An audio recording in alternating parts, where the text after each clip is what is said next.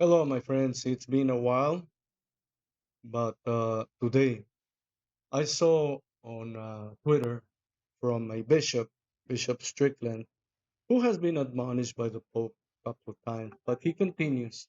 I don't know if it is him or someone in his staff that continue trying to bring the idea to their congregation, I guess. I'm not really sure that they are going through the same faith journey as the Cristeros did in Mexico.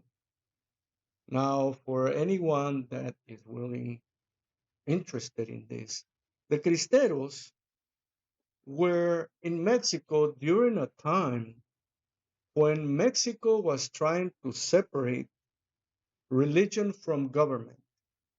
And in doing so, it was trying to eliminate people's right to practice Christianity.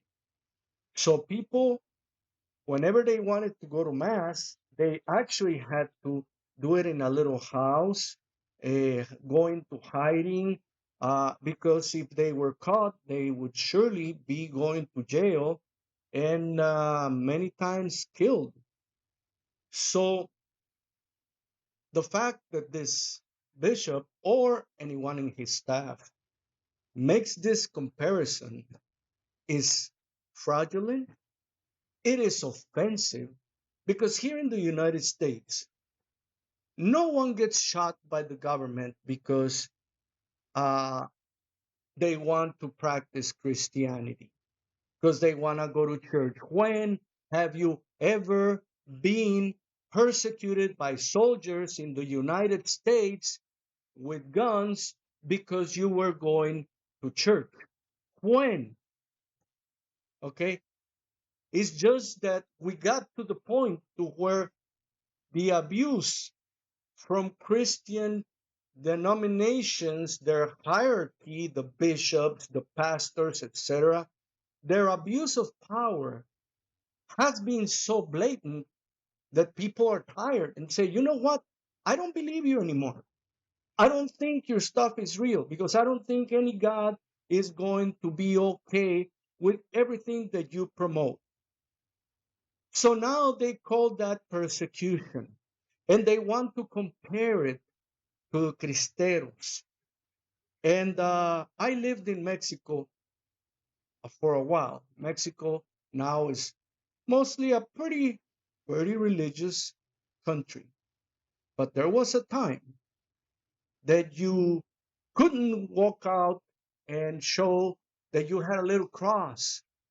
You couldn't show it because if you did, the police or the military would come after you. Uh, Now, I wasn't alive in those times, but I read enough books about people that were alive during those times to consider what Bishop Strickland and his staff are promoting as fraudulent, offensive, and just plain old ignorant, or maybe they're just trying to see if they can lure in people to follow them, which would be fraudulent, wouldn't it? And then they get upset because people tell them, I don't believe you. Why don't I believe you? Because of this. You promote political parties that have, oh, we're being persecuted. No, you're not. People are just tired of hearing the same story with a completely different behavior. You say, oh, I'm so worried about the poor. But when it comes to vote for someone that will actually do something for the poor, you say, no, that's communism, that's socialism. I can't do that. So, I understand there's a political discourse and a changing of this and that, but please, do not offend those that actually died for their faith with these little snowflakes that get offended because people say, hey, your behavior is not Christian, so I'm not going to believe you. Get out of here. That's the persecution. No, there's no persecution. People just found out your hypocrisy and they're tired of it. Okay?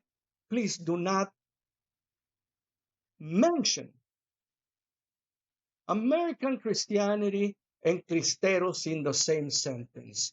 It doesn't go. It's like trying to like like Trump saying, "Oh, I had my own Vietnam." No, you did not have your own Vietnam. You were going around looking for women. Just the thought of people telling you that they see your hypocrisy hurts you to the point where you think you're being persecuted. No, you're not. You're not being persecuted. That's not going to happen. Okay? So please, if it is Bishop Strickland, really look at the history of the church. Maybe you need to go over it. If it's somebody in the staff of Bishop Strickland, well, maybe they should have this person fired. And I don't like to, but or retrained. Let's put it this. Maybe they should have this person retrained. How about that? You know, because really this is getting ridiculous. You know, but well, I'll see you guys later.